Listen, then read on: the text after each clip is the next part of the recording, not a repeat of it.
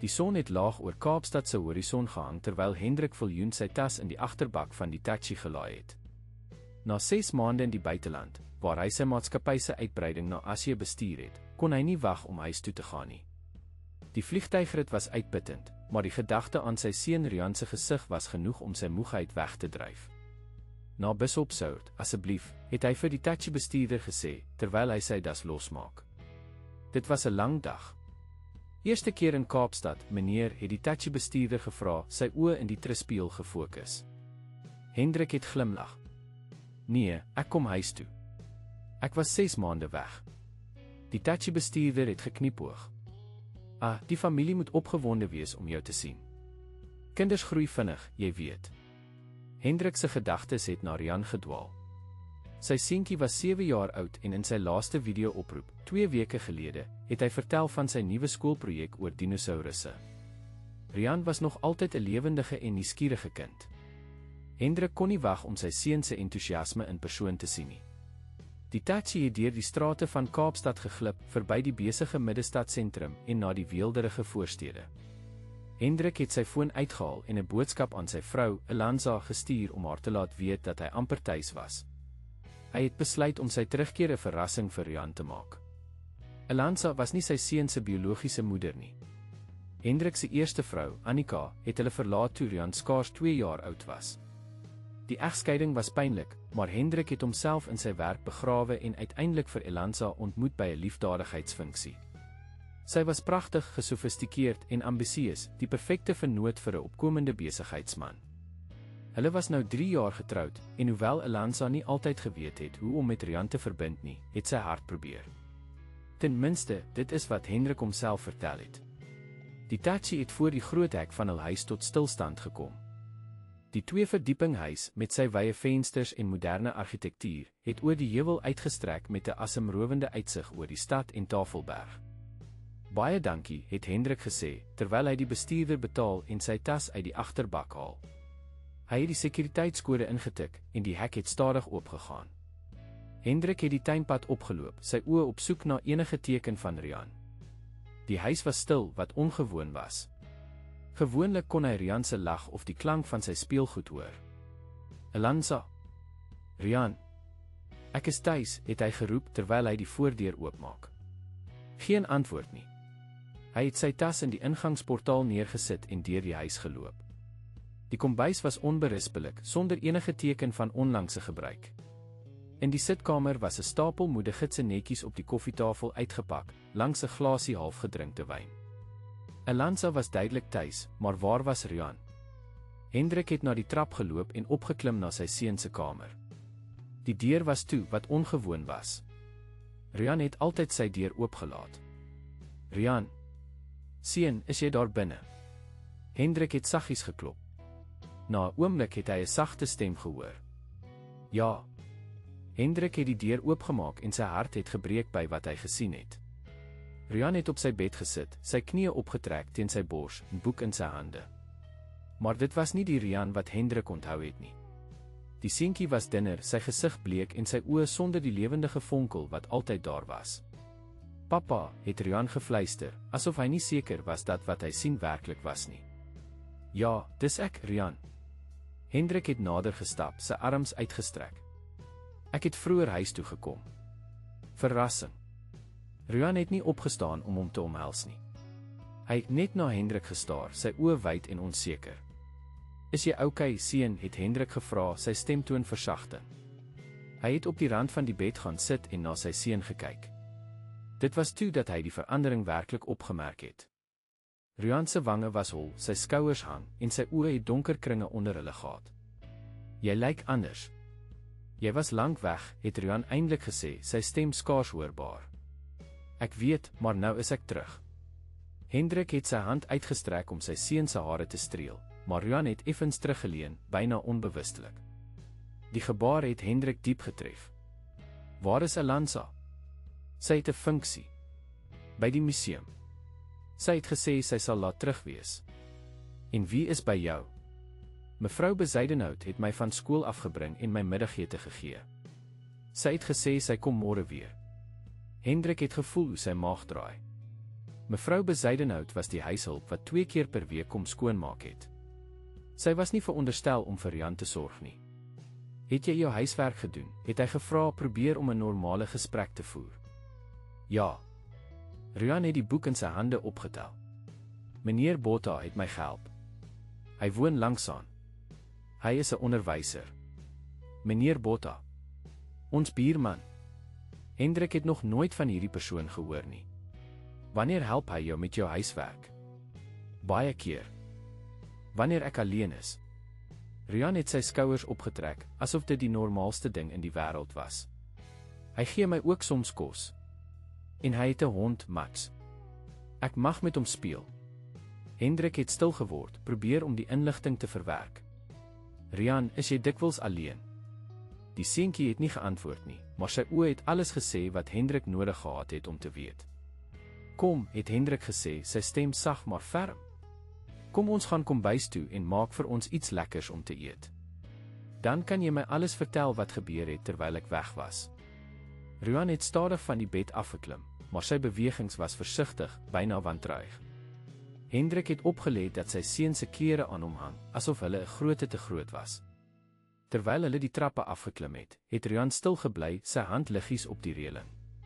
Hendrik het probeer om nie te wys hoe geskok hy was nie, maar sy gedagtes het gejaag. Wat het met sy seun gebeur terwyl hy weg was? En waar was Elanza wanneer Rian haar nodig gehad het? In die kombuis het Hendrik die yskas oopgemaak en was verbaas om dit byna leeg te vind. 'n Paar eksklusiewe drankies, 'n bottel duur mineraalwater en 'n verlepte slaaikop was al wat te sien was. Wat eet jy gewoonlik vir aandete, Rian, het Hendrik gevra, sy stem geforseerd kalm. Soms brood. Of mieliepap.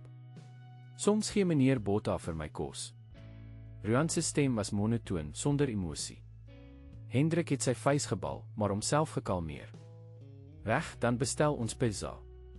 Jou gunsteling met ekstra kaas, reg? Vir die eerste keer het 'n klein glimlag oor Rian se gesig gevlieg, so vinnig dat Hendrik amper gedink het hy het dit verbeel. Regtig? Natuurlik. En terwyl ons wag, kan jy my alles vertel van skool. Terwyl Hendrik die telefoonnommer vir die pizzaplek soek, het hy 'n besluit geneem. Môre sal hy uitvind presies wat aangaan in hierdie huis. Maar vanaand, sy eerste aand terug, sou hy net daar wees vir sy seun. Die seun wat hom skaars herken het. Die seun wie se oë so leeg was dat dit Hendrik se hart laat breek het.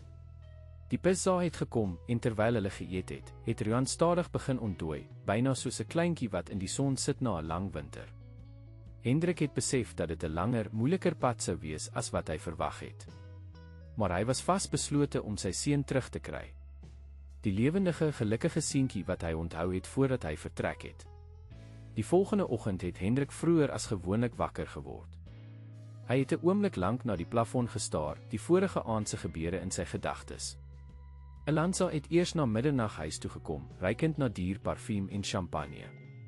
Hy het haar gekonfronteer oor Rian, maar sy het sy bekommernisse weggeveeg, gesê dat hy ooreageer en dat Rian net 'n bietjie stil was. Jy was 6 maande weg, Hendrik, het sy gesê, terwyl sy haar oorbelle afhaal. Kinders verander vinnig. Buitendien, hy het alles wat hy nodig het. Nou, met die vroeë oggendson wat deur die gordyne skyn, het Hendrik geweet dat hy antwoorde nodig het. Hy het saggies uit die bed geklim om nie vir Elanza wakker te maak nie, en na Rian se kamer gegaan. Tot sy verbasing was die bed leeg en netjies opgemaak. Hendrik het die trappe afgehaas en vir Rian in die kombuis gevind, besig om 'n kom pap vir homself voor te berei. Die seentjie het so gekonsentreer op sy taak dat hy nie eens gehoor het toe Hendrik die vertrek binnekom nie. Goeiemôre, Rian, het Hendrik saggies gesê. Rian het verskrik opgekyk, byna die melk laat val. O, goeiemôre, pappa. Jy is vroeg op. Rian het sy skouers opgetrek. Ek maak altyd my eie ontbyt. Elanza hou nie daarvan as ek haar wakker maak nie. Hendrik het gevoel hoe woede in hom opbou, maar hy het dit onderdruk. Vandag maak ek vir jou ontbyt. Sit daar by die tafel. Terwyl hy eiers en spek voorberei het Hendrik besluit om meer oor sy seun se lewe uit te vind. Vertel my van hierdie meneer Botha. Hoe het jy hom ontmoet? Rian het stadig gekou voor hy antwoord. Hy het my eendag gesien toe ek alleen buite gespeel het. Hy het gevra of ek honger is. Hy is gaaf. Hy luister na my. En wat van jou vriende by die skool? Kom hulle ooit hier? Rian het sy kop geskud. Nee. Elanza sê hulle sal net die huis morsig maak. Hendrik het sy bes gedoen om sy skok te verberg. Het jy nog steeds daardie dinosaurusversameling waarvan jy my vertel het? Ek het hulle weggepak. Elanza het gesê hulle pas nie by die huis se dekor nie. Elke antwoord was soos 'n mes in Hendrik se hart. Wat het in die afgelope 6 maande gebeur? Rian, het Hendrik gesê, terwyl hy oorkant sy seun gaan sit, ek wil vandag vir jou buurman ontmoet, hierdie meneer Botha. Dan gaan ons saam inkopies doen en die aand iets lekkers doen. Net ek en jy, wat dink jy daarvan? Vir die tweede keer het Hendrik 'n vlietende glimlag op sy seun se gesig gesien. Maar dit het gou verdwyn, vervang deur twyfel. Maar wat van Elanza? Sy het gesê ons moet vanaand by 'n funksie wees. Die fotograaf gaan daar wees. Watter fotograaf? Die een wat die foto's neem vir die tydskrif. Van ons familie. Rian se stem het sagter geword. Sy sê ek moet mooi glimlag en wys hoe gelukkig ons almal is. Hendrik het sy kakebeen geklem.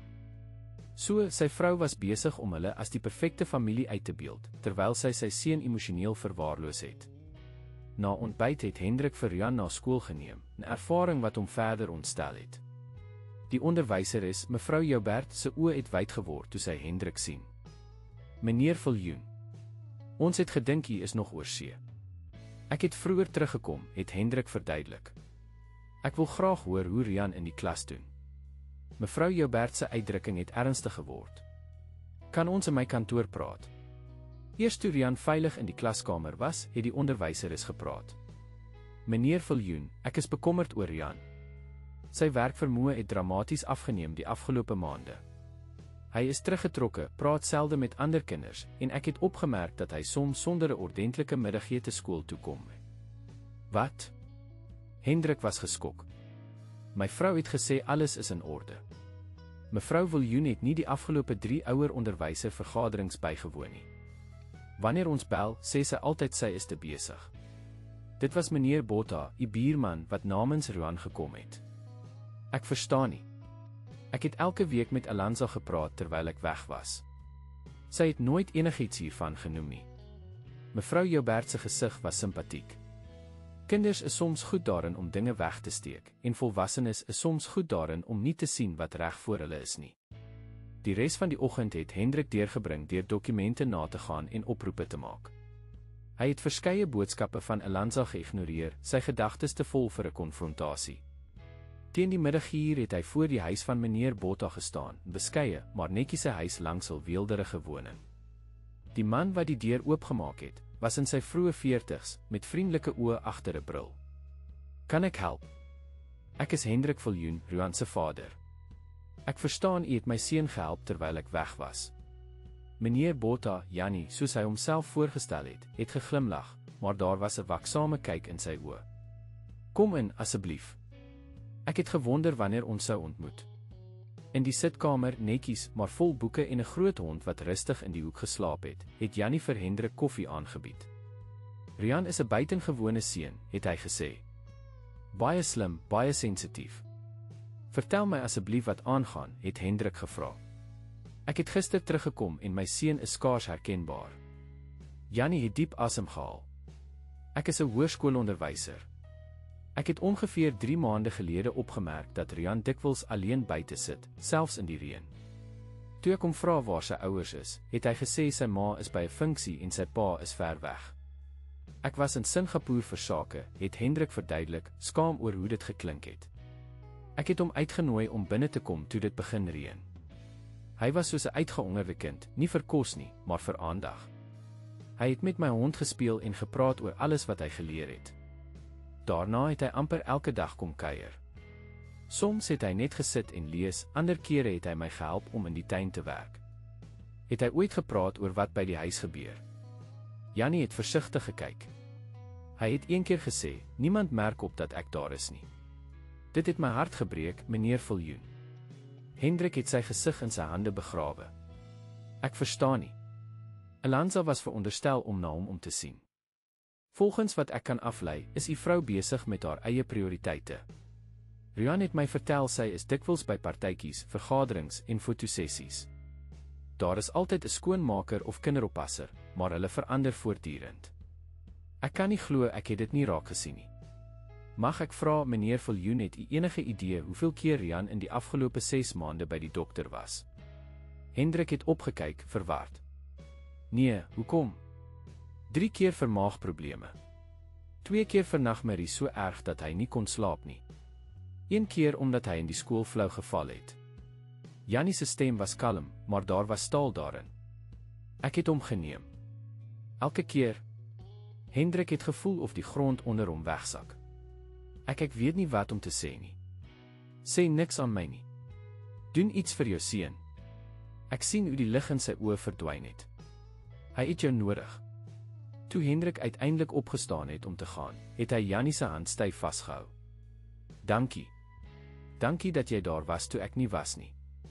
Weet net, het Jannie gesê, dat Rian 'n dagboek hou. As jy regtig wil weet wat aangaan, vra hom daarna. Terug in sy motor het Hendrik agter die stuurwiel gesit, te ontstel om te bestuur. Sy telefoon het weer gegons, nog 'n boodskap van Elansa. Hierdie keer het hy dit gelees. Moet asseblief nie vergeet van vanaand se funksie nie. Bring Rian direk van skool af. Die stilles wag op julle by my salon. Hendrik het die boodskap gelees en gevoel hoe woede deur hom vloei. Vandag was die dag dat dinge sou verander. Hy het die engine aangeskakel en weggetrek, sy besluit gemaak. In plaas van om na die salon te gaan soos Elansa gevra het, het Hendrik Rian by die skool opgetel en hom na Kirstenbosch Botaniese Tuin geneem. Hulle het tussen die inheemse plante gewandel, die son warm op hul gesigte. Vir die eerste keer sedert sy terugkeer het Hendrik 'n vonkie van die ou Rian gesien toe die seentjie 'n bloeiende protea met verwondering bestudeer het. Weet jy dat hierdie ons nasionale blom is, pappa, het Rian gevra, sy stem sagter, maar meer lewendig as die vorige dag. Ja, en weet jy hoekom dit so spesiaal is, het Hendrik gevra, dankbaar vir hierdie oomblik van konneksie. Omdat dit kan oorleef na 4. Hendrik het geglimlag. Presies. Dit lyk dalk soms of alles verlore is, maar diep binne bly daar iets wat weer kan groei en bloei. Hulle het op 'n bank onder 'n ou boom gaan sit, met 'n uitsig oor Tafelberg. Hendrik het diep asem gehaal. Rian, meneer Botha het my vertel jy hou 'n dagboek. Sal jy my daarvan vertel? Rian het skielik styf geword, sy oë afwaarts. Dis privaat. Ek weet en ek respekteer dit. Maar ek is bekommerd oor jou. Jy is nie dieselfde seun wat ek 6 maande gelede agtergelaat het nie. Miskien het jy net vergeet, het Rian gefluister. Die woorde het Hendrik getref soos 'n vuishou. Wat bedoel jy? Jy was ook weg voor jy na Singapore gegaan het. Altyd besig. Altyd aan die werk. Rian se stem was nie beskuldigend nie, net feitelik, wat dit soveel erger gemaak het. Hendrik het sy oë gesluit, getref deur die waarheid. Ja, hy was fisies daar, maar hoe teenwoordig was hy regtig in sy seun se lewe? Hoe baie aande het hy agter sy rekenaar deurgebring terwyl Rian alleen gespeel het? Jy is reg, het hy saggies erken. En ek is jammer, Rian. Regtig jammer. Maar ek is nou hier en ek wil verstaan wat gebeur het terwyl ek weg was, sodat ek kan help om dinge reg te maak. Rian het 'n rukkie stil gebly, sy vingers wat met 'n droë blaar speel. My dagboek is in my rugsak. Ek het dit saamgebring. Hendrik was verras. Het jy geweet ek sou daarna vra? Rian het sy skouers opgetrek. Ek het gehoop. Terug in die motor het Rian sy dagboek uit sy sak gehaal, 'n eenvoudige blou notaboek met dinosourusse op die voorblad. Jy kan dit lees, het hy gesê, die boek na Hendrik uithou. Maar nie nou nie. Later. Hendrik het die dagboek versigtig geneem, die gewig daarvan swaar met die vertroue wat sy seun in hom plaas. Dankie, Rian. Dit beteken baie vir my. Hulle het die middag saam deurgebring, 'n roomys gedeel, en selfs 'n speelgoedwinkel besoek waar Hendrik daarop aangedring het dat Rian 'n nuwe dinosaurus vir sy versameling kies. Die seentjie se skieheid het geleidelik begin smelt, maar Hendrik kon voel dat daar steeds 'n muur tussen hulle was. Toe hulle uiteindelik huis toe ry, het Hendrik sy besluit met Rian gedeel. Ons gaan nie na daardie funksie vanaand nie. Rian se oë het wyd geword. Maar Elansa sal kwaad wees. Laat dit my probleem wees. Vanaand gaan ons 'n film kyk, pizza bestel en dalk selfs 'n tent in die sitkamer bou soos ons altyd gedoen het. Onthou jy? Rian se glimlag was klein maar eg. Ek onthou. By die huis was Alanza woedend, reeds geklee in 'n ontwerpersrok en haar hare professioneel gestileer. Waar was julle, het sy geëis, haar stem skerp. Ons is laat. Die stilles het 2 uur gewag voordat sy moes gaan. Ons gaan nie, Alanza, het Hendrik kalm gesê. Ek moet tyd met my seun spandeer. Is jy mal? Hierdie funksie is vir moeders teen kinderarmoede. Die pers sal daar wees. My foto sal in elke sosiale kolom in die stad wees. En dis presies die probleem, het Hendrik gesê, sy stem laag gehou sodat Rian, wat bo na sy kamer gegaan het om sy nuwe speelding uit te pak, nie kon hoor nie. Jy is so besig om die perfekte lewenstyl uit te beeld dat jy vergeet het om dit te leef. Alanza se oë het gevlam. Hoe durf jy? Ek het alles opgegee om jou vrou te wees, om 'n moeder vir jou seun te wees. Het jy? Want wat ek sien, is 'n vrou wat haar stiefsoon verwaarloos terwyl sy liefdadigheidsgebeure bywoon. Hendrik het stadig nader gestap. Weet jy hoeveel keer Rian by die dokter was? Het jy enige idee wat die onderwysers by sy skool oor hom sê? Het jy opgemerk dat hy gewig verloor het, dat hy skaars praat, dat hy nagmerries het? Alanza het haar lippe saamgeburs, maar vir 'n oomblik het Hendrik 'n flits van skuldgevoel in haar oë gesien. Dit het vinnig verdwyn, vervang deur verdediging. Hy het alles wat hy nodig het, 'n dak oor sy kop, klere, kos. Kos. Hendrik het gelag in bitter klank. Die yskas is leeg, Alanza. Hy maak sy eie pap in die oggend. Hy het my vertel hy eet dikwels by die buurman omdat daar niks hier is nie. Die huishulp is veronderstel om inkopies te doen, het Alanza gesnap. Dit is nie my werk nie. Nie jou werk nie. Hendrik kon nie glo wat hy gehoor het nie. Jy is die volwassene in hierdie huis. Jy is veronderstel om na hom om te sien. Ek het nooit gevra om 'n ma te wees nie. Alanza se uitbarsting het deur die vertrek weergalm. Jy het my ontmoet by 'n liefdadigheidsfunksie. Ons het gesels oor kuns en politiek en reise. Jy het my gevra om te trou, nie om 'n onmiddellike ma te word vir 'n kind wat ek skaars ken nie. Daar was 'n klank by die deur, die sagte geluid van 'n skoensool op hout. Beide Hendrik en Alanza het omgedraai om Rian te sien staan, sy nuwe dinosaurus styf in sy hand, sy gesig bleek. Rian, het Hendrik begin, maar die seentjie het omgedraai en die trappe opgehardloop. Die klank van sy deur wat toeslaan was soos 'n aanklag. Nou sien jy wat jy gedoen het Alanza gesis. Wat ek gedoen het.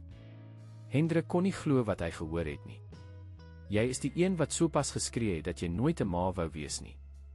Wel, dis die waarheid. Alanza het haar oorbelle uitgeruk en op die tafel neergegooi. Ek het jou lief, Hendrik. Jou. Maar hierdie gefeinste huislike lewe, dit verstik my. Ek is nie gebore om 'n huisvrou te wees nie. Ek het my eie drome, my eie ambisies. Niemand het jou gevra om jou drome op te gee nie, het Hendrik gesê, sy woede nou vermeng met moegheid. Maar Rian is deel van my lewe. Ons is 'n pakket. Dit was altyd so. Jy het my nooit gesê hoe moeilik dit sou wees nie, het Alanza gefluister, skielik broos. Ek weet nie hoe om 'n ma te wees nie, Hendrik. My eie moeder was 'n nagmerrie, koud, krities, nooit tevrede nie. Vir die eerste keer het Hendrik 'n ander kant van sy vrou gesien, 'n skadu van iets pynliks, iets onopgelos. Maar op hierdie oomblik kon hy nie daarop fokus nie. Ek moet na Rian gaan. Gaan, het Alanza gesê, haar stem nou leeg. Gaan na jou seun. Ek sal steeds na die funksie gaan. Alleen. Hendrik het na die trappe beweeg, maar by die voet daarvan omgedraai. As jy uitgaan, Alanza, moet jy weet dat dinge sal verander wanneer jy terugkom. Ek kan nie toelaat dat dit so aangaan nie. Alanza het hom stip aangekyk, haar gesig 'n masker van beheer. Daar is baie dinge wat ons moet bespreek, Hendrik. Maar nie nou nie. Terwyl hy die trappe opgeklim het na sy seun se kamer, het Hendrik besef hoeveel hy misgekyk het in sy strewe na sukses, na uitbreiding, na die volgende groot prestasie. Hy het 'n ryk, suksesvolle sakeman geword, maar ten koste waarvan? By Rian se deur het hy saggies geklop. Rian, kan ek inkom? Daar was 'n lang stilte voordat Hendrik 'n sagte ja van binne die kamer gehoor het. Hy het die deur oopgemaak en Rian gevind wat op sy bed sit, die blou dagboek oop op sy skoot, die dinosaurus langs hom. Ek is jammer jy dit gehoor het Hendrik gesê, langs sy seun gaan sit. Dit maak nie saak nie, het Rian geantwoord, sy stem klein. Ek het dit lankal geweet. Die eenvoudige stelling het Hendrik se hart gebreek. Hoe weet jy geweet? Sy kyk nie na my soos 'n ma nie. Sy kyk na my soos 'n stoel of 'n tafel. Iets wat in die pad is. Vir 'n oomblik was Hendrik sprakeloos. Hoe weet hy so blind kon wees vir sy eie seun se pyn? Rian, luister na my. Jy is die belangrikste persoon in my lewe. Niks en niemand is belangriker as jy nie. Nie my werk nie, nie my maatskappy nie, nie eers Elanza nie. Rian het na sy dagboek gekyk. Maar jy het vertrek. Vir 6 maande. Ja, ek het. En dit was 'n fout. Hendrik het diep asem gehaal. Soms maak volwassenes foute, Rian. Groot foute. Ek het gedink ek doen die regte ding, om te werk, om geld te verdien, om te sorg dat ons 'n goeie lewe het. Maar ek het vergeet wat werklik belangrik is. Is jy kwaad vir Elanza, het Rian gevra, sy oë op die dagboek. Ek is teleurgesteld, het Hendrik eerlik geantwoord. Maar ek is meer kwaad vir myself, omdat ek nie vroeër besef het wat gebeur het nie. Rian het die dagboek opgetel en dit na Hendrik uitgestrek. Hier. Lees dit. Hendrik het die dagboek stadig gevat, die verantwoordelikheid van sy seun se vertroue swaar op sy skouers. Dankie, Rian. Ek beloof ek sal dit respekteer. Kan ons steeds die tent in die sitkamer bou, het Rian gevra, skielik weer net 'n klein seentjie wat na normaliteit verlang. Natuurlik kan ons, het Hendrik geglimlag. En jy kan soveel pizza eet as wat jy wil. Gaan was jou gesig en hande, dan kry ek al die komberse. Terwyl Rian na die badkamer gegaan het Hendrik die dagboek oopgemaak. Die eerste inskrywing was gedateer kort na sy vertrek na Singapore. Vandag het pappa vertrek. Elanza het gesê ek moenie huil nie want dit lyk swak. Ek het eers gehuil toe ek in my kamer was. Ek mis hom alreeds. Hendrik het bladsy na bladsy gelees, 'n pynlike rekord van sy seun se geleidelike isolasie en verwaarlosing. Daar was daar gemerk slegs met en niemand het vandag met my gepraat nie, of ek het myself middagete gemaak. Ander inskrywings was meer gedetailleerd. Elanza het 'n partytjie gehou. Sy het gesê ek moet in my kamer bly sodat die mense nie gepla word nie. Ek kon die musiek en lag hoor. Ek het onder my kombers gelê en my ore toegedruk. Die nuwe kinderoppasser het my kos gegee en toe op haar foon gespeel. Sy het my nie eens gevra wat my naam is nie. Ek het vandag by meneer Botta gaan kuier. Hy het vir my 'n toebroodjie gemaak en my sy hond laat streel. Hy het gevra oor skool en regtig geluister. Ek wonder of hy kinders het. Hy sou 'n goeie pa wees. Ek het Elanza gevra of sy my sal help met my projek.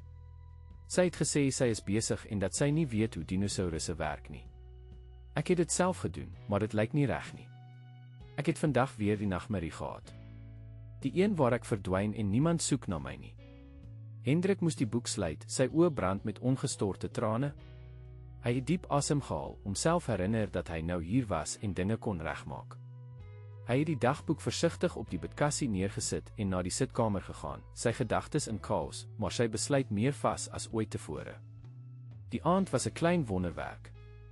Terwyl hulle lakens en komberse oor stoele en tafels gedrapeer het om 'n tent te skep, het Hendrik gesien hoe Rian se gespanne skouers ontspan het. Binne die sagte skynsel van 'n flitslig het hulle pizza geëet, stories vertel en selfs gelag, 'n klank wat Hendrik besef het hy te lank laas gehoor het. Onthou jy toe ons na die Wildtuin gegaan het toe jy 5 was, het Hendrik gevra, terwyl hulle na die plafon van hul geïmproviseerde tent gestaar het. Ja, het Rian saggies geglimlag. Ek het gedink die olifant sou ons motor vertrap. Jy was so bang, maar jy het steeds daarop aangedring dat ons nader ry. Ek wou sien hoe groot sy ore was. Hulle het stil gelê om hul deur die warmte van gedeelde herinneringe. Papa, het Rian uiteindelik gevra. Ja, seun. Gaan jy weer weggaan? Hendrik het sy arm om Rian se skouers geplaas. Nie vir 'n baie lang tyd nie. En nooit weer so lank nie. Dit beloof ek jou? En wat van Elanza? Hendrik het versigtig sy woorde gekies. Elanza en ek moet baie praat. Dinge gaan verander, maar ek wil hê jy moet weet dat niks wat gebeur jou skuld is nie. Rian het geknik, maar Hendrik kon voel daar was meer wat hy wou vra. Wat is dit, Rian? Jy kan enigiets vra? As Elanza nie my ma wil wees nie, beteken dit sy gaan weggaan. Die vraag het Hendrik onkant gevang. Hy was nog nie so ver in sy denke nie, nog te gefokus op die onmiddellike krisis. Ek weet nie, Rian. Maar wat ek wel weet, is dat ek altyd hier sal wees, en dat ek jou baie lief het. Meer as jou werk. Meer as enigiets. Teen die tyd dat Elanza tuis gekom het, was Rian vas aan die slaap in die tent, sy nuwe dinosaurus styf teen sy bors. Hendrik het versigtig uit die tent gekruip en in die donker sitkamer gestaan. Elanza se silhouet het in die deurkusyn verskyn, haar aandrok nou gekrekel, haar hare nie meer so perfek nie. Hy slaap, het sy gevra, haar stem ongewoon sag. Ja, het Hendrik geantwoord. In die tent. Elanza het na die geïmproviseerde struktuur gekyk, iets onleesbaars in haar uitdrukking. Ek het die dagboek gesien in sy kamer. Ek het dit gelees, het Hendrik erken. Dit is verwoestend. Elanza het haar hoë hakke uitgetrek en op die bank gaan sit. Vir die eerste keer in 'n baie lang tyd het sy nie volledig in beheer gelyk nie. Ek het nie besef dit was so erg nie. Hoe kon jy nie? Hendrik se stem was sag maar intens. Hy was hier onder dieselfde dak as jy. Jy verstaan nie, Hendrik. Elanza het haar gesig in haar hande verberg. Ek het gedink dit was genoeg. Die huis, die skool, die klere, die kos. Ek het hom in 'n goeie skool geplaas, altyd iemand gehuur om na hom om te sien. Maar jy was nooit werklik teenwoordig nie. Ek weet nie hoe om dit te doen nie. Elanza se stem het gebreek. Ek het nie 'n ma gehad wat my gewys het hoe nie. My moeder het my behandel asof ek 'n kompetisie was, 'n bedreiging vir haar jeug en skoonheid. Sy het my geleer dat 'n vrou se waarde in haar voorkoms en sosiale status lê. Nooit in moederskap nie. Dit was 'n kant van Elanza wat Hendrik nog nooit gesien het nie. Hoekom het jy my nooit hiervan vertel nie? Omdat jy my bewonder het. Omdat ek gedink het as jy die waarheid weet, hoe gebroken ek eintlik is, jy my nie meer sou wou hê nie. Sy het opgekyk, haar oë blink met trane. Ek is nie 'n slegte persoon nie, Hendrik. Ek het nie geweet hoe om 'n moeder te wees nie. En toe jy weg is, toe die verantwoordelikheid net myne was. Ek het gevlug na die enigste ding wat ek ken, my sosiale lewe, my beeld. Hendrik het langs haar gaan sit, nie te naby nie, maar naby genoeg om te wys dat hy luister. Ons moet help kry, Elanza. Nie net vir Rian nie, maar vir ons almal. Die volgende paar weke was 'n tyd van verandering vir die Viljoen-huishouding. Hendrik het besluit om nie terug te gaan na die internasionale projek in Singapore nie, 'n besluit wat sy vennote geskok het, maar wat hy geweet het die regte een was. In plaas daarvan het hy gereël om hoofsaaklik van huis af te werk, met slegs korter besigheidsreise wanneer absoluut noodsaaklik. Jy gee 'n fortuin op, het sy besigheidsvennoot, Johan, aan hom gesê tydens 'n vergadering. Ek het amper iets baie meer waardevol verloor, was Hendrik se eenvoudige antwoord. Soos hy beloof het, het Hendrik professionele hulp vir die familie gereël. Dernay Doe, 'n sagte kinderterapeut met warm oë en 'n geduldige glimlag, het 2 keer per week met Rian ontmoet. Aanvanklik was die seentjie stil, maar geleidelik het hy begin oopmaak. Rian maak goeie vordering, het Dernay Doe aan Hendrik gesê na die 3de sessie. Maar hy is baie bekommerd dat jy weer gaan verdwyn, of dat julle gesin gaan verbrokkel. Ek sal hom nooit weer verlaat nie, het Hendrik gesê, sy stem vas.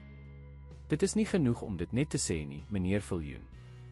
Rian moet dit ervaar, dag na dag. Konsekwentheid is nou die belangrikste ding. Hendrik het haar raad ter harte geneem. Hy het 'n dagroetine opgestel wat hy en Rian saam gevolg het, ontbyt elke oggend, Hendrik wat hom persoonlik skool toe neem en oplaai, middagete saam wanneer moontlik, en 'n spesiale storietyd elke aand voor slaaptyd. Vandag het ek 'n A gekry vir my stelwerk, het Rian een aand by die aandete aangekondig, 'n skugter trots in sy stem wat Hendrik se hart laat swel het. Regtig. Dis wonderlik, Rian. Waaroor het jy geskryf? Oor dinosourusse. Die onderwyser het gesê my feite was baie goed nagevors. Langs hulle het Elanza stil gebly. Sy was 'n afwesige teenwoordigheid in die huis die afgelope tyd, steeds besig met sosiale funksies, maar met 'n nuwe terughoudendheid, amper 'n skaamte in haar gedrag. Haar eie terapiesessies met 'n Visser, 'n spesialis in volwasse trauma, was 'n stryd. 2 keer het Elansa woedend uit sessies gestorm, bewerende dat die sielkundige in haar kop krap. Maar tot Hendrik se verbasing, het sy elke keer teruggekeer. "Hoekom gaan jy terug as jy so ontsteld is?" het hy uiteindelik gevra na 'n besonder stormagtige aand. Elansa het lank na haar wynglasie gestaar voordat sy geantwoord het. "Omdat ek nie soos my ma wil wees nie," het sy uiteindelik gefluister. "Omdat ek besef het daar is dele van my verlede wat ek nooit verwerk het nie, en nou beïnvloed dit nie net my nie, maar ook 'n onskuldige kind." Dit was een van die mees eerlike oomblikke wat hulle ooit gedeel het, en Hendrik het Elansa se hand saggies geneem. "Dankie dat jy probeer." Die atmosfeer in die huis het geleidelik begin verander. Hoewel dinge steeds gespanne was tussen Elansa en Rian, met ongemaklike stiltes en onsekere interaksies, was daar nie meer die yskoue verwaarlosing van voorheen nie. Een Saterdagoggend het Rian skugter in die kombuis ingekom terwyl Elansa besig was om haar spesiale tuisgemaakte smoothie voor te berei. Kan ek ook hê?" het hy gevra, sy stem byna onhoorbaar. Elansa het verras opgekyk, haar hande vir 'n oomblik gefriseer oor die blender. "Regtig? Dis vol goeie soos spinasie en chiasade. Kinders hou gewoonlik nie daarvan nie." "Ek wil probeer," het Rian gesê, sy gesig ernstig. Iets soos vertedering het oor Elansa se gesig gevloei voordat sy dit kon beheer. "Goed dan. Ek sal 'n bietjie meer heuning byvoeg vir joune." Hendrik, wat die interaksie vanuit die deurweg dopgehou het gevoel hoe sy hart saamtrek met hoop. Soos die weke verbygegaan het Rian begin verander. Hy het stadig begin gewig optel, en die skaduwee onder sy oë het vervaag. Hy het weer begin praat oor sy vriende by die skool, en selfs gevra of hy 'n maatjie kon oornooi vir 'n speeldag. Mevrou Joubert, sy onderwyseres, het opgemerk oor die verandering tydens die volgende ouer-onderwyser-vergadering wat beide Hendrik en Elansa bygewoon het, die eerste keer wat Elansa ooit by een opgedaag het. "Rian is soos 'n ander kind," het sy gesê, duidelik ingenome. "Hy neem weer deel in die klas, sy punte verbeter, en hy begin weer op die speelgrond met ander kinders speel." Elansa, elegant in haar ontwerperspak, maar ongewoon stil, het verras gelyk deur die lofprysing. Hy het gisteraand gelag oor iets wat ek gesê het sy skielik erken. "Ek kan nie onthou wanneer hy laas vir my gelag het nie." Die dokters het voorgestel dat die familie 'n breek van hul normale roetine neem, 'n uitstappie weg van die bekende omgewing van hul huis, maar ook weg van Elansa se sosiale verpligtinge en Hendrik se werk. 'n Kans om werklik te kommunikeer en te genees. "Ek dink dis 'n uitstekende idee," het Hendrik ingestem. Maar hy was bekommerd oor Elansa se reaksie. Tot sy verbasing het sy onmiddellik saamgestem. "Daar is 'n plek in Plettenbergbaai," het sy voorgestel. "My vriendin Sophia besit 'n strandhuisie daar. Dis privaat, rustig en die strand is pragtig. Rian sal dit dalk geniet." Dit was die eerste keer dat Elansa spontaan aan Rian se genot gedink het, en Hendrik het nie sy verrassing kon verberg nie. Elansa het sy blik gevang en 'n vinnige glimlag gegee, nie haar gewone blink sosiale glimlag nie, maar iets meer kwesbaar, meer eg. Die naweek voor hulle vertrek na Plettenbergbaai, het Elansa Hendrik in sy studeerkamer gevind, besig om 'n posse te beantwoord. "Ek het met die Visser gepraat," het sy gesê, haar stem stram. Sy dink ons moet eerlik wees met mekaar voor ons op hierdie uitstappie gaan." Hendrik het stadig omgedraai om na haar te kyk. Daar was 'n nuwe erns in haar oë, in afwesigheid van die oppervlakkige bravade wat gewoonlik haar gesig versier het. "Ek luister." "Ek is bang, Hendrik," het sy erken, haar vingers wat met die goue armband om haar pols speel. "Ek is bang dat ek nooit die soort vrou sal wees wat jy nodig het nie, of die ma wat Rian verdien nie." "Elansa, laat my klaarmaak, asseblief." Sy het diep asem gehaal. "My hele lewe was daarop gefokus om die perfekte beeld uit te straal. Die perfekte voorkoms, die regte koneksies, altyd in beheer. My moeder het my geleer dat dit al is wat saak maak, hoe ander mense jou sien. Dat diep emosies, behoeftes en veral liefdetekens van swakheid is." Sy het na die venster beweeg, haar profiel skerp teen die laatmiddaglig. "Toe ek jou ontmoet het, was jy anders. Jy het my werklik gesien, nie net die beeld wat ek skep nie. Dit het my laat voel veilig, op 'n manier. Maar toe ek besef het dat ek ook vir Rian moes lief hê, dat ek 'n moeder moes wees, ek het nie geweet hoe nie. En in plaas van om te erken dat ek verlore was, het ek teruggeval na wat ek wel ken, die skep van 'n beeld van die perfekte familie terwyl ek emosioneel afwesig was. Hendrik het opgestaan en na haar geloop, versigtig om nie te naby te staan nie, bewus van hoe moeilik hierdie bekentenis vir haar moes wees. Ek wil verander, Hendrik, het sy gefluister. Maar ek is bang dat dit te laat is.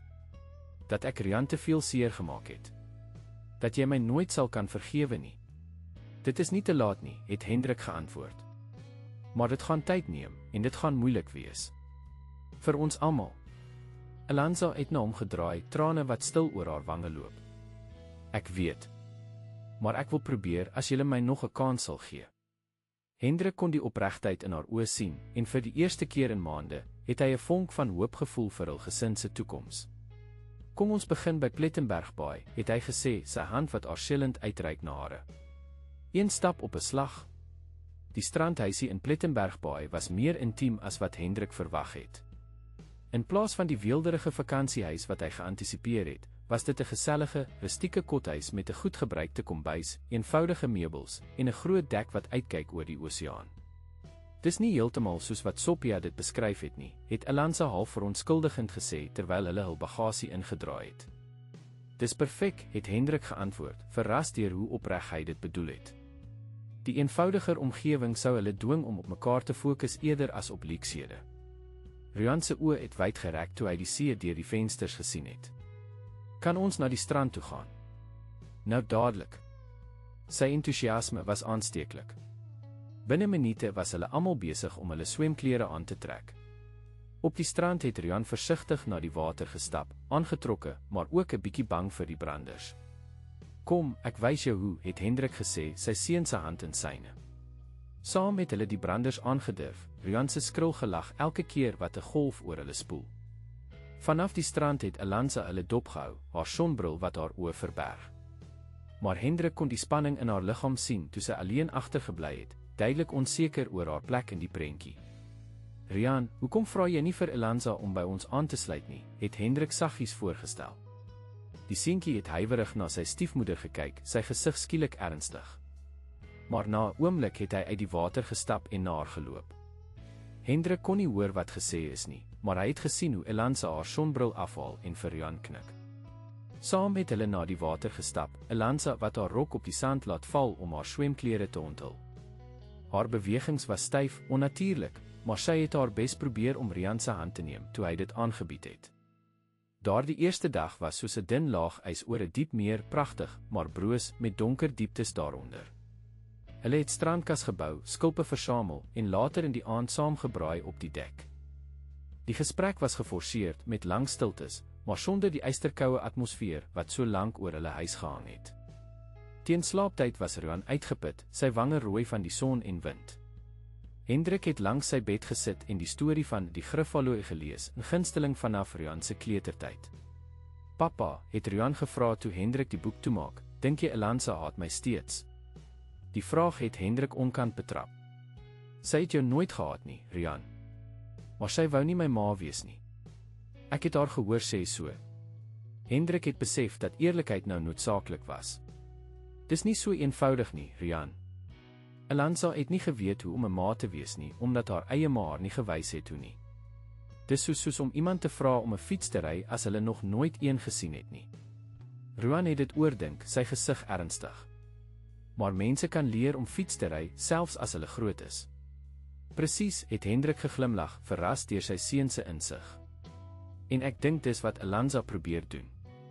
Sy probeer leer hoe om lief te hê op die regte manier.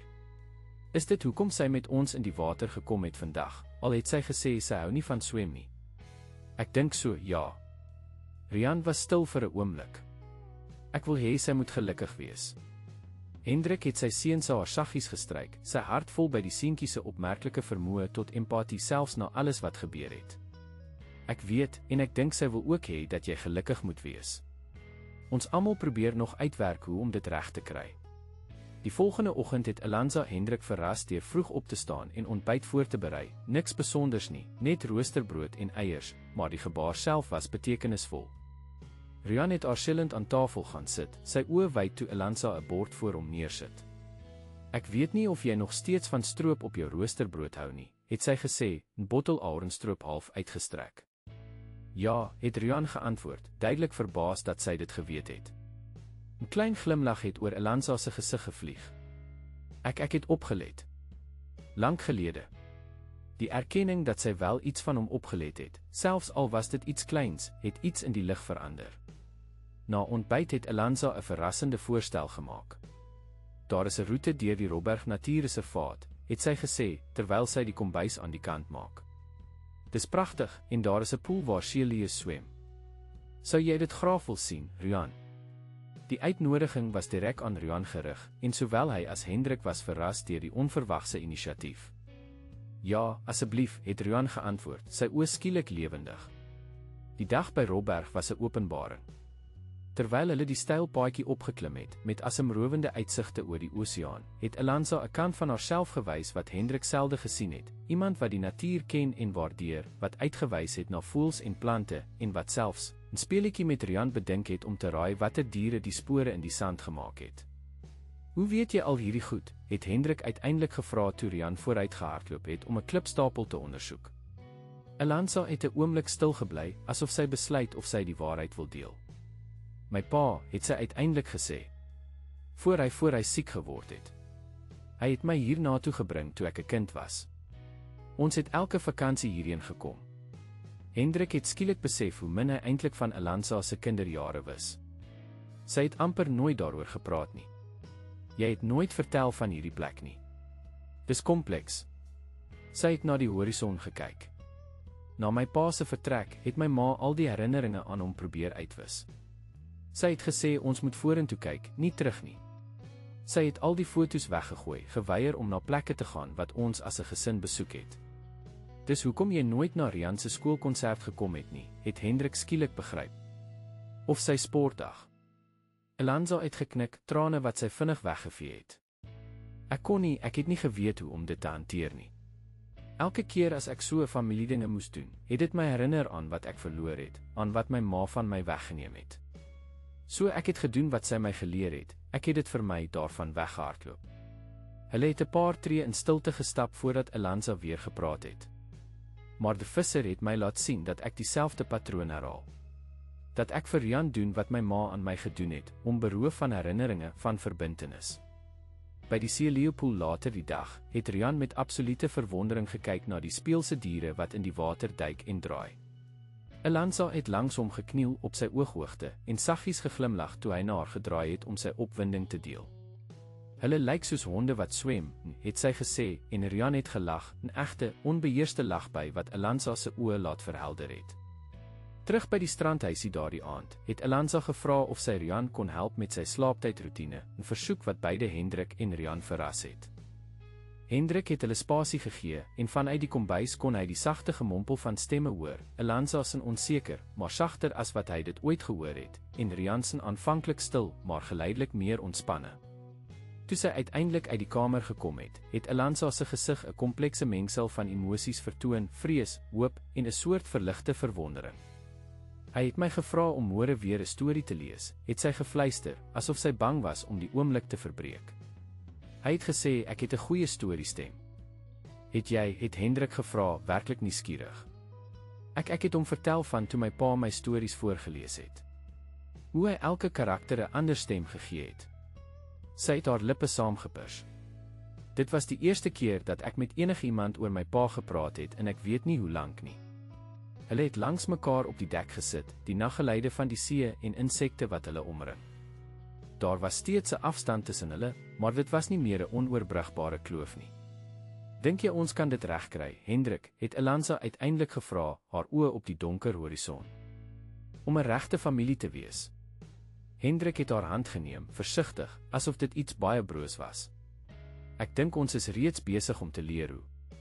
Vir die eerste keer in 'n baie lang tyd, het hy dit werklik geglo. 5 jaar later. Die sonlig het deur die groot vensters van die Kaapse kantoor gefilter, wat 'n warm gloed oor die vergaderingsruimte gegooi het. Hendrik het na die groep mense om die tafel gekyk, sy hart vol by die pad wat hulle afgelê het. Dankie dat julle vandag hier is, het hy begin, sy stem kalm en doelgerig. Die Viljoen Instituut vir Kinderwelstand is vandag presies 3 jaar oud, en ek is trots om te sê dat ons reeds meer as 500 kinders en hul families kon help. Rondom die tafel het hoofde instemmend geknik. Daar was verteenwoordigers van verskeie skole, maatskaplike werkers, kinderterapeute en selfs 'n paar staatsamptenare. Die instituut, wat begin het as 'n klein inisiatief in 'n gehuurde kantoorruimte, het gegroei tot 'n gerespekteerde organisasie wat gespesialiseer het in die behandeling van kinderangs en sosiale isolasie. Ons nuwe program, wat fokus op ondersteuning vir stiefouers, is gereed om volgende maand te begin, het Hendrik voortgegaan. Die navorsing en ontwikkeling is gedoen in samewerking met topsielkundiges en ons hoop om die siklisse van emosionele afwesigheid te help breek wat so baie kinders beïnvloed.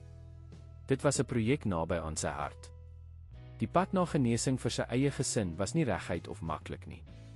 Na die naweek by Plettenbergbaai was daar steeds moeilike dae. Daar was argumente en trane, oomblikke van frustrasie en wanhoop. Elanza het meer as een keer gedreig om op te gee, om terug te keer na die oppervlakkige, maar voorspelbare wêreld van sosiale funksies en valse beelde. Maar hulle het aangehou met terapie. Hulle het geleer om eerlik te wees, om te kommunikeer, om konflik te hanteer sonder om mekaar af te breek. En geleidelik het dinge verander. Die deurbraak het gekom op Rian se 8ste verjaardag, 6 maande na hulle terugkeer van Plettenbergbaai. In plaas van die ekstravagante partytjies wat Elanza voorheen beplan het vir sosiale media, het sy Rian gevra wat hy regtig wou hê. Tot hulle verbasing het hy gevra vir 'n klein partytjie met net sy naaste vriende, dinosaurus tema, en 'n uitstappie na die akwarium. Daar tussen die tropiese visse en seeskepsels het Elanza 'n kamera opgetel, nie vir 'n geposeerde foto vir sosiale media nie, maar om die spontane oomblikke vas te vang van Rian se verwondering, sy lag, sy vreugde. Ek wil dit onthou, het sy aan Hendrik gefluister. Net vir ons. Die foto's het nooit sosiale media gehaal nie. In plaas daarvan het hulle 'n spesiale album gemaak, die eerste van vele wat die ware, ongeposeerde oomblikke van hul gesin se lewe sou dokumenteer.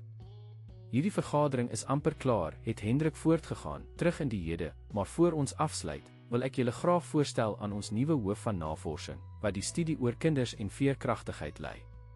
Die deur het oopgegaan en Elanza het binnegekom, elegant soos altyd, maar met 'n ander soort selfversekerdheid, nie die bravade van iemand wat 'n rol speel nie, maar die rustige selfvertroue van iemand wat haar plek in die wêreld gevind het. Dankie, Hendrik, het sy geglimlag, haar oë wat syne ontmoet met 'n stille verstandhouding.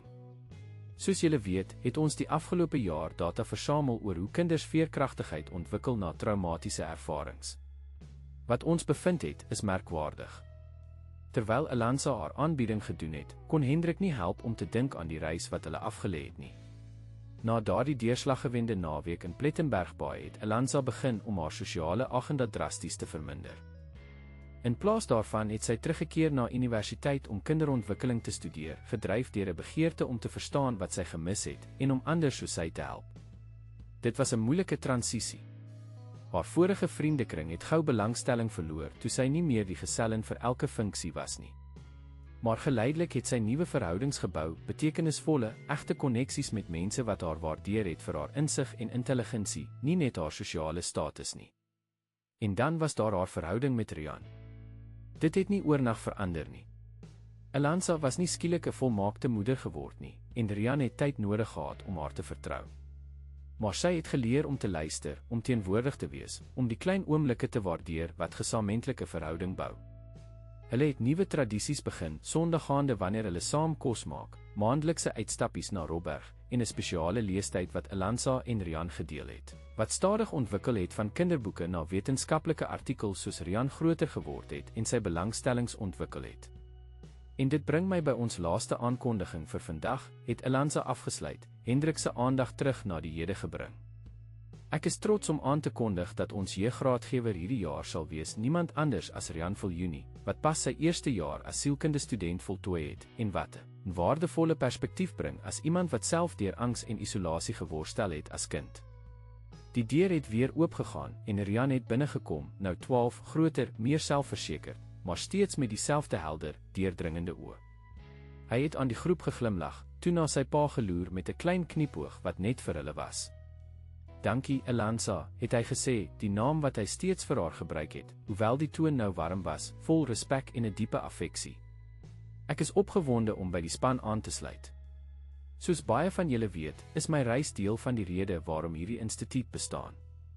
Terwyl Rian gepraat het, met 'n selfversekerdheid en insig wat Hendrik verstom het, het hy teruggedink aan die dag toe hy van Singapore teruggekeer het, die angstige, stil seentjie wat hy aangetref het, die kind wat gesê het sy pa sou hom nie meer herken nie. Baie dinge het verander sedert daardie dag.